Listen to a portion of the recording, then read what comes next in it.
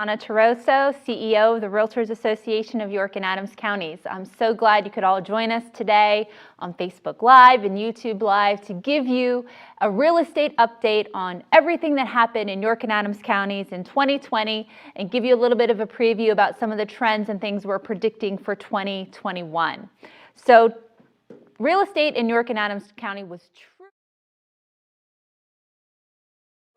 combining the two counties, we sold 7,949 residential homes in 2020 for a total dollar volume of over $1.7 billion. $1.7 billion injected into our local economy.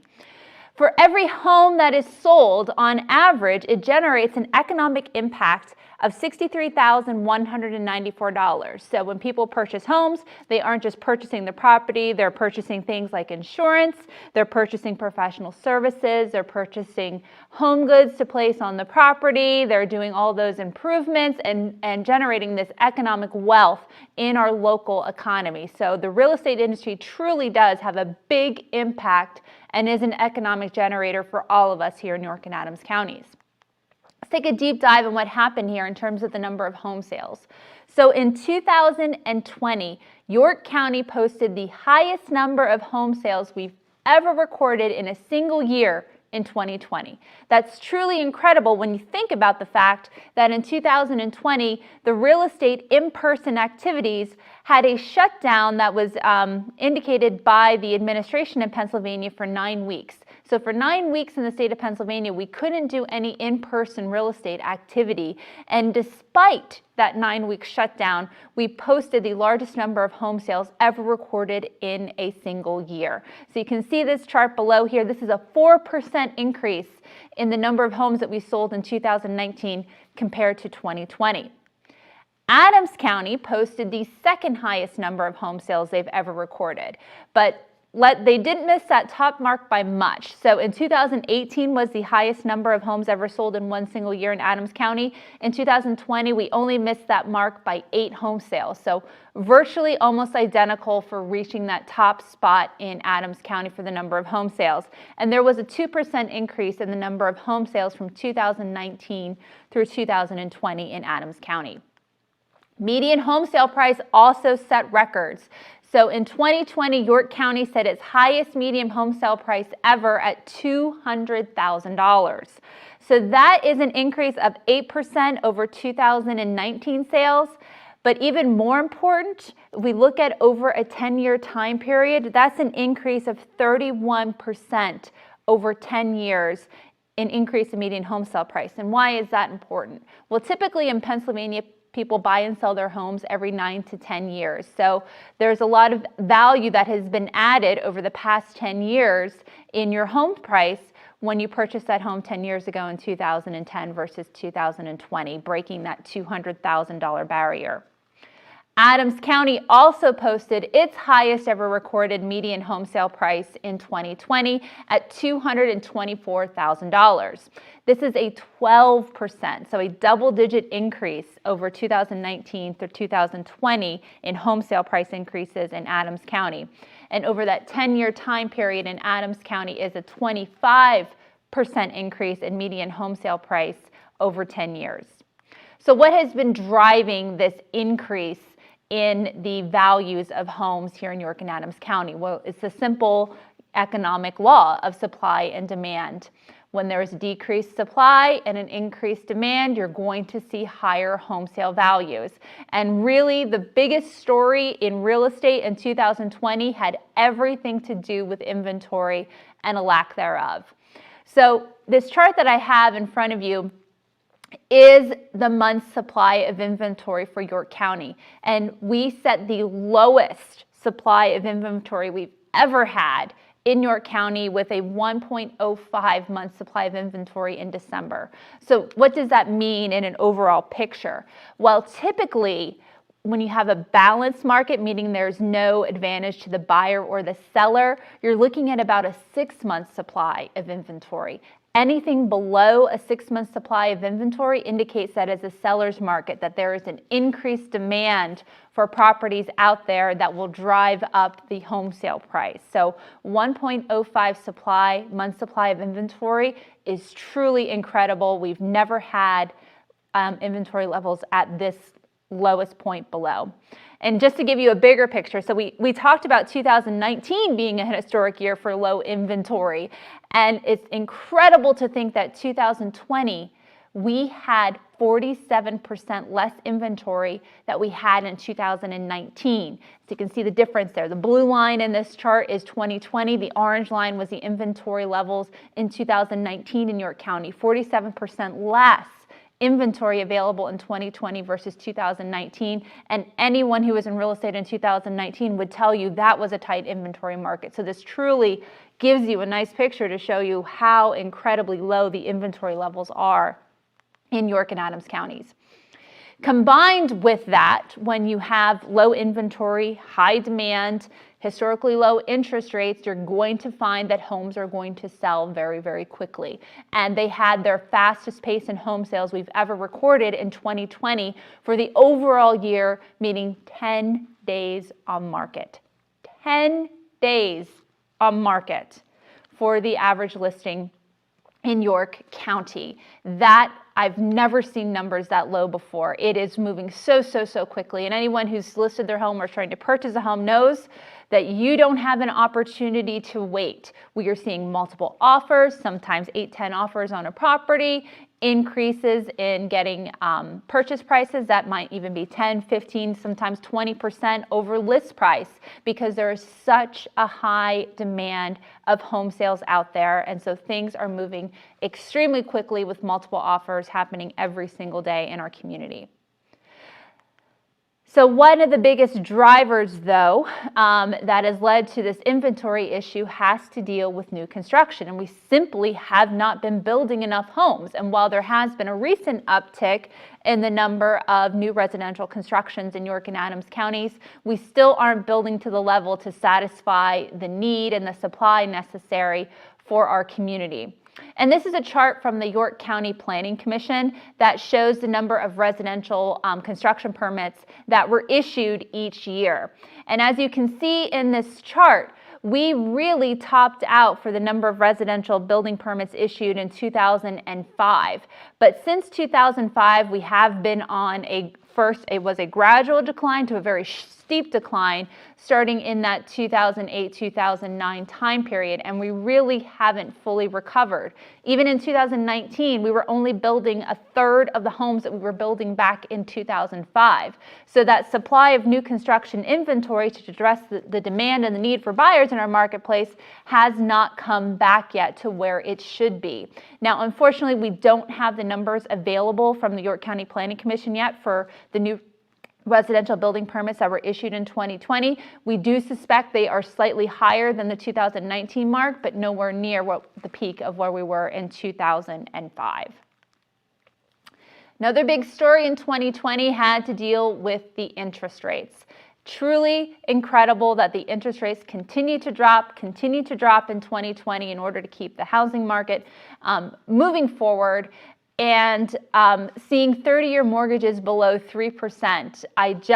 There are members who have been doing this for 40 years selling real estate, and they could never have imagined that there would be a time period that there would be 30-year mortgages under that 3% rate. And so, there were people who started in this industry in the 80s, and they started when the interest rate was at 13 and 15%, even approaching that 20% level. And now today we are down to that below that 3% mark in terms of a 30-year mortgage. So one of the things to keep in mind as we're moving forward is, we're projecting that interest rates are going to be at those historic lows. The Fed has indicated that they're going to keep that rate at a historically low level in order to ensure that the economy can gain strength as we move forward, as we're coming out of the recession that was caused by the pandemic.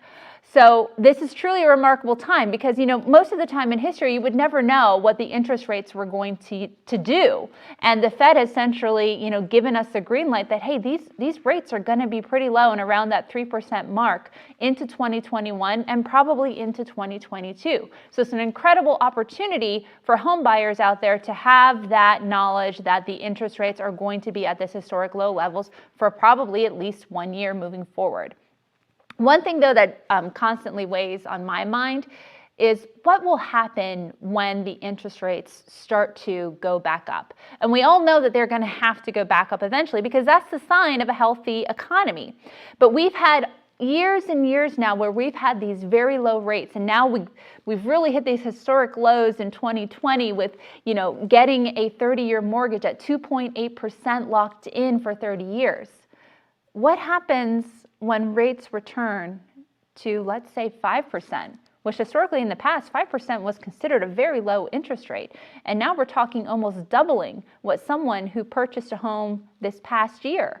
Will they be willing to give up that locked-in rate of 2.8% to purchase another home and have to pay almost double in interest what they're currently paying? Or will they decide to stay in their home and make those improvements? So that's one of the things that I keep on top of mind is what will the impact be of these years of low interest rates in the future when interest rates are projected to go back up eventually? How will that impact the home sale process? So what's trending? So we all know that a lot of things have changed because of COVID-19, and some of those changes have driven some factors in what home buyers and home sellers are looking to do as a result of the pandemic. So how has it changed some buyer preferences? So the top reason that sellers were actually looking to sell their home is because they needed more space. And I think all of us can have that logical conclusion. There are more people working from home. Their children are homeschooling. They need more space in the backyard. They need more room because they're spending so much time in their home. So that was the top reason that people wanted to sell, is because they simply needed more space.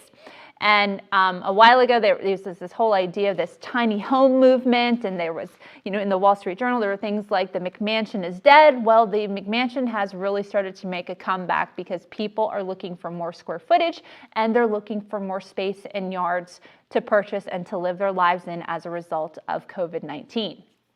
The top reason for millennials wanting to move is because they wanted to be closer to family and friends. And I think that as a lot of things have pulled back in terms of this pandemic and what you can do socially, wanting to have that closeness to your family and friends has really driven up in terms of people's preferences so that they can have that, knit community and have people in their bubble while they're isolating during COVID-19. 43% of buyers are looking for an extra bedroom, potentially for an extra bedroom or for an extra office space because they need more privacy because they're working from home or schooling their children from home.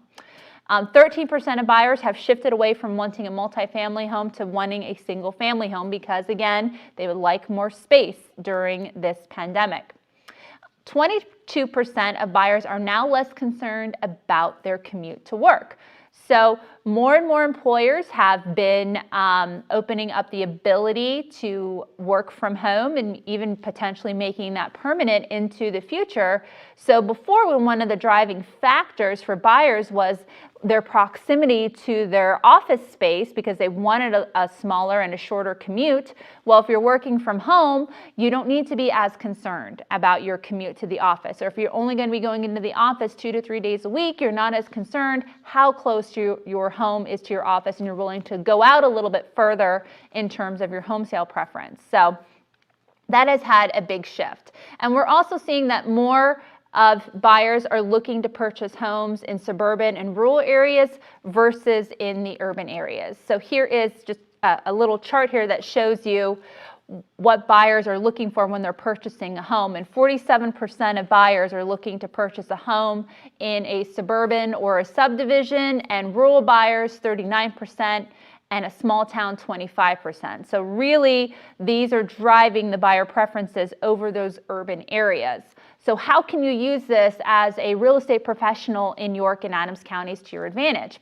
Well, one of the things that I would tell you is this is the time where you need to be building your referral base from your counterparts in more of the urban and more populated area regionally as well as nationally, because these are where the buyers are coming from when they're looking to buy homes in York and Adams counties. They're coming from those more populated urban areas, and they're moving into York and Adams counties for the quality of life, the space that we have, and the quality of schools that we have in our community. So you want to build those referral bases with realtors out in those other regional parts of our community so that they refer the business to you so you can assist those clients who are looking to move out of those more populated areas. And I can tell you that it is a very big trend. I know that at the RAYAC office, we're getting probably 5 phone calls a week from agents in the suburban Philadelphia marketplace or in the city core who are looking to get access to our lock boxes because they have clients who are looking to move to York and Adams County and move out of the suburban Philadelphia area. So this is all stuff that you should be using to your advantage and building up your referral bases both regionally and nationally. So this is also some great information that the National Association of Realtors pulled together a home buyer and seller profile to determine what are the wants and needs of the home buyers and sellers out there in 2020. So what they found with their surveys and their interviews is that 73% of buyers only interviewed one agent, just one agent. And why did they do that? Because they relied so heavily on the recommendation and the referral of which agent to use from their friends and family. So how can you use that information to your advantage? You need to be constantly going back and keeping connections with your past clients and also with your sphere of influence. The recommendation from a family or friend or a contact on which real estate professional to use is so vitally important. So you need to work your past clients, work your sphere of influence, because when those individuals are contacted by their family and friends about what realtor professional to use, you want that name to be you. So you need to constantly keep in touch with them to let them know you're here to service them and their clients, and you want them to refer them to you. So make sure you're using that information, because once they get that referral, and also 89% of millennials are going to their contacts to get a referral of which real estate professional to use, there's a good chance they're going to choose you. So you have to get your first foot in the door by establishing the connections with your past clients and your sphere of influence. Some other interesting things here is that for sale by owners, the FSBOs continue to be at near all-time lows at 8%. So historically, 7 to 8% is the marketplace for sale by owners. So people are continuing to use and choosing to use a real estate professional to service their needs in selling their home rather than trying to go it alone through a for sale by owner. Another item that consumers have indicated that they prefer to use a full service agent who will be involved in all aspects of the transaction. And we know that doing this business every single day, there are so many things that need to be accomplished in order to get to that settlement table that many people do not recognize. So the consumers have indicated they want those full service agents to be involved in all aspects of the transaction, to guide them through that process and be their trusted advisor to make sure they are covering all the areas that they need to cover to get to the settlement table. Another interesting fact is, there's a lot of conversations about the impact and influence that iBuyers are going to have in the real estate marketplace. And in 2020, they made up less than 1%. So less than 1% of the real estate market was controlled by iBuyers in 2020. So I wanted to dive a little bit deeper in what is the overall economic outlook and what can we expect in 2021 in terms of the housing market. So the National Association of Realtors in December of 2020, they hosted a real estate Forecast Summit, and it was led by NAR's chief economist, Dr. Lawrence Yun. And I say this several times, Dr. Lawrence Yun, in my opinion, is like the economic rock star in terms of the real estate market, and one of the go-to guys that I always go through for my information. We're so lucky to have him at the national level. So he led this summit in addition with other economic leaders and economic forecasters in the community to provide us with information about what we can potentially look forward to in 2021 and into 2022. So when we are looking at what has happened in terms of the overall market, so jobs is a huge driver in terms of home sales. So we had, prior to the pandemic, 10 years of sustained job growth, longest period of streak of ever having that much job growth year over year, 10 years of that. And in that 1 month of April, we lost all of that job growth that we had over the past 10 years and saw a job loss of about 20 million in just like that. Now, we've had some recoveries there, but still we need 9.8 million jobs to get us back to where we were prior to the peak. So there's still a lot of individuals who are unemployed. We are nowhere near where we were in the peak. We're making some sort of a comeback here, but moving into 2021, this needs to be the focus, is job creation and getting people back to work and back to work safely during COVID-19. An interesting fact here, a side effect of having this extreme job loss is real estate has been, as I showed you in 2020, has been an extremely successful year and is one of the sectors of the economy that is doing very well. And so we have seen an uptick here at RAYAC in the number of individuals who are looking to become real estate agents. And we've seen an uptick in our pre-licensing courses, in our new members here. And we think that's all being driven as a result of how well the real estate market's doing, as well as there simply aren't enough jobs out there for the individuals who need them, and they're coming into the real estate industry. Consumer confidence index. How we play out in the consumer confidence index leads to people's ability and want to purchase homes. So it's interesting because right now the consumer confidence level is around that 100 mark. So what does that mean? If you're around that red line there that we have, that 100 mark, that means that people are neutral on their confidence in the overall economy. They're neutral. And so it's interesting because we've had this historic job loss, but at the same time, people are neutral on their confidence in moving forward. And why is that? And I think it's really, a tale of two different economies and two different impacts that we've had as a result of COVID-19.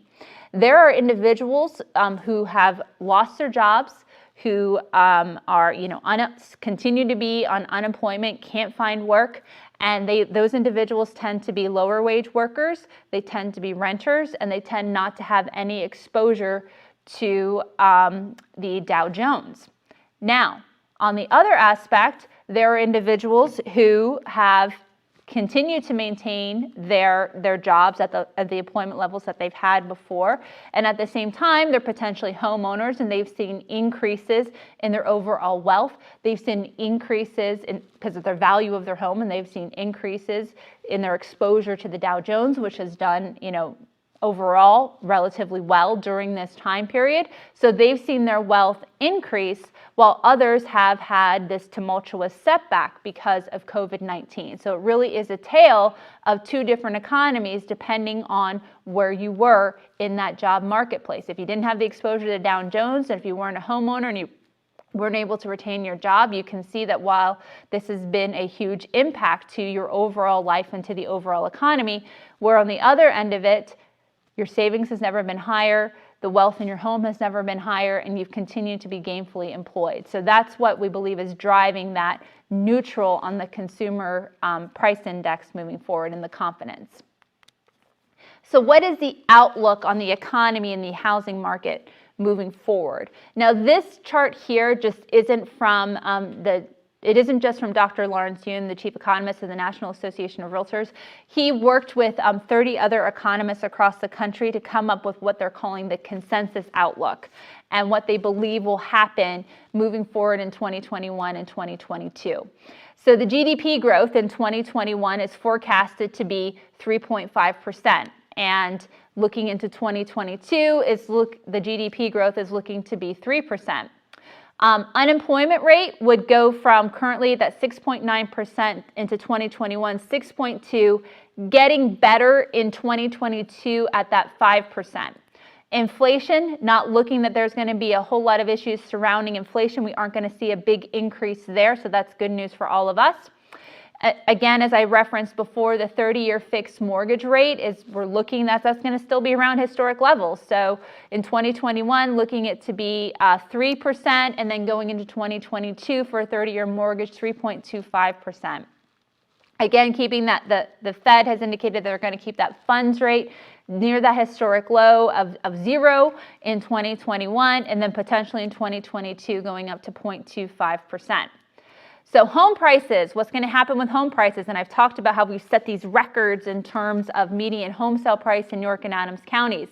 Well, they are looking into 2021. The prediction is that home sale prices will go up another 8%. And in 2022, they'll go up another 5.5%. So all indications here that 2021 is going to be another incredible year for real estate. Historically low interest rates, continued increases in median home sale price. The issue will be, will the inventory be there to meet the demand of the buyers who are looking to purchase homes? Housing starts are indicated to potentially be a little bit less in 2021 than they were in 2020, but a little bit more in 2022. And again, as I indicated, we really need to increase that new construction to meet the buyer demand in order to have enough inventory to house all of the individuals who would like to get that housing. Here's this last figure I think is very, very interesting. So what is percentage of individuals working from home? In 2019, 8% of the workforce was working from home. In 2020, 21%. Huge jump from where we were from 2019 to 2020 working from home. So I know this has been a lot of discussion. I think there was even a story on the CBS Sunday morning news this past weekend in regards to, will employers shift back to having that in-person workspace, or will they continue to have the working from home platform be permanent into the future? Well, what the overall consensus is from the economists is that that number is going to decrease again, and that it probably has peaked in 2020, and that moving into 2021, it will go down to 18% will be working from home, and then moving into 2022, you're looking at 12% of the workforce working from home. And that has a lot of implications and ripple effects to other sectors of the economy, because what will be the driving need for office space if more individuals are working from home, or even if there is some sort of a hybrid. So let's say that employers do say we're going to continue to be more flexible, allow employees to work from home, and maybe they're only coming into the office 2 to 3 times a week.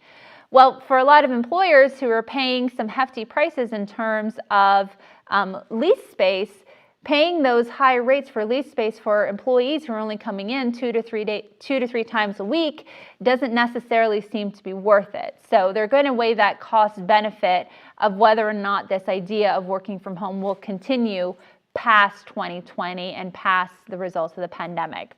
So one last chart to share with all of you is from the consensus outlook from the National Association of Realtors and the other 30 economists, is that vacancy rates in terms of our commercial space.